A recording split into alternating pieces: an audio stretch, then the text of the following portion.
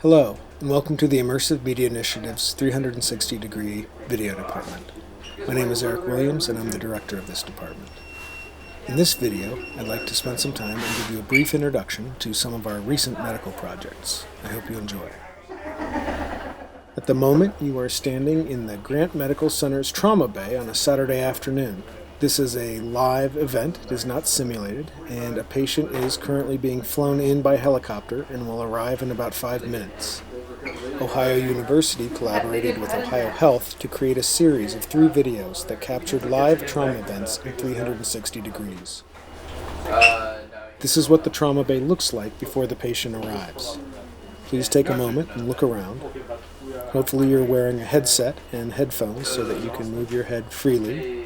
If you're watching this on your computer, please click the compass icon on the upper left corner of your YouTube screen, and then use the arrow buttons on your keypad to look around the room. Either way, notice that you can see monitors, you can watch different people as they prepare for the trauma patient to arrive, and you get a general sense of the people and the place that surrounds you. This set of videos is being used to train medical residents who are studying at Grant Medical Center. It's a useful way to train residents because, as you will soon see, the trauma bay becomes a very active environment once the patient arrives. She had some external chest tenderness to palpation, no crepitancy for me. What about in your belly? Now we are mid-trauma. Grant Medical Center found that many residents were freezing up, getting in the way, or simply unable to process what was going on the first few times they participated in a live trauma. And one of the other problems that GMC was running into is they typically have 4 to 6 residents at any given time, so it was really impossible for them to all stand in the trauma bay at the same time. But with 360-degree video, you could have 100 residents peeking over the doctor's shoulder in the trauma bay at any time. Based on our work at Grant Medical Center, the IMI coined the term pre-reality. It means preparation for reality, and it's the process of using 360-degree video to prepare people for site-specific environments that they will eventually visit, but environments where they need some additional time to process their surroundings before that visit. In pre-reality, it is important that the people and places in the video are identical to the location that will be visited in reality at a later time. In this example, the residents at GMC will experience multiple scenarios in the GMC trauma bay before they see one in real life. And because it's the GMC trauma bay that they are experiencing in 360, then they will be comfortable with the room. They will be comfortable with the specific people in the trauma bay.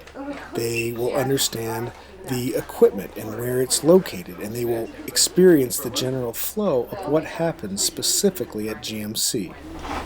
This is pre-reality. It is preparing the medical residents for the reality that they are about to experience on the next stage of their training. Based on the 3 videos that we created last year, we are in the process of creating an entire library of 20 to 30 similar videos for GMC. A different library that we are creating is sort of a medical mystery scenario for physical therapists. This is a video series spearheaded by Dr. Ashley Crow at Ohio University's Department of Physical Therapy. Dr. Crow teaches in the DMT program, the Doctor of Physical Therapy program, and was looking for a way to test her students' ability to identify safety issues in a patient's room. This environment may not seem very active, but there are many things to pay attention to. The monitor, the way that the monitor sounds, the signage on the wall, the patient's behavior, the way the patient is situated in the bed, the clothing that they are wearing, the way that the patient is connected to different medical support, etc. All of this is important for observational training. Dr. Crow and the IMI have crafted a variety of different scenarios. On the surface, each experience or each scenario appears to be the same, except there are slight changes. Dr. Crow uses these videos to train and to test the DPT students' visual acumen. With a variety of headsets in class, she can take a classroom of 40 students through a wide variety of scenarios in a single day. Students can also access these experiences on their own via YouTube for additional training. A similar project is underway with the Riverside Simulation Center at Riverside Hospital. Again, the visuals themselves are not very stimulating, but these videos work in conjunction with an entire training experience. In this case, occupational therapists are being trained to evaluate the safety of an environment for a patient to return home. The in-classroom training has already taught the OTs how to evaluate for lighting concerns, height issues, in case the patient would be in a wheelchair, for instance, room access, sharp edges, and a variety of other factors. Then, upon completion of their in-class work, the OTs can visit a variety of rooms in a variety of homes via their 360 video gear, and they can test their newly trained eyes in different environments. This semester, the IMI team is experimenting with interactive layers that would allow the viewer to highlight parts of the screen where a danger has been identified. We hope that this new technology would create a greater connection between the experience and the testing mechanism in the training process. Take me like 2 seconds to click. Okay. Those are quick as soon as I get them. We have all equipment available. We have section available. Okay. It's right there. Awesome. And you just don't put your finger over the hole between the sections. And we're not responding yet. At Nationwide Children's Hospital, we returned to an emergency room setting, but this time with a simulated patient. We also experimented with various camera positions. In this project, we were building a 360 video that would allow the audience to experience the trauma from a variety of different points of view. We were most interested in using the technology as a team-building tool that would allow each department to observe the same trauma but from different perspectives. And on the tube section. Section. Have to go using your hand.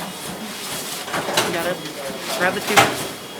One of our central R&D projects this year is to develop a way for the viewer to choose the perspective they want to view at will. We believe that this sort of interactivity will create an excellent analytical tool for teamwork and cross-disciplinary analysis of complex processes in the emergency room. This project is also ongoing. He's ready. He's ready to take over compression. Are you ready? Yep. In closing, I hope that these examples have given you a better understanding of the cutting-edge work being done at the IMI in the 360-degree video department, and the new directions that we are exploring at Ohio University. Thank you for your time. Yes.